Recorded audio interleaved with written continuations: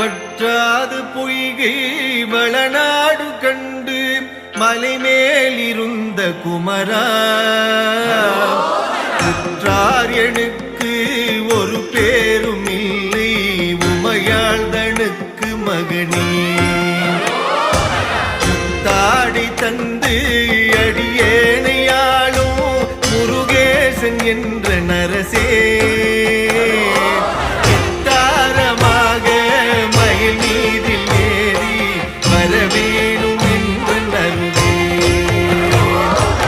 ஆலாலமுண்டோன் மகனாகி வந்து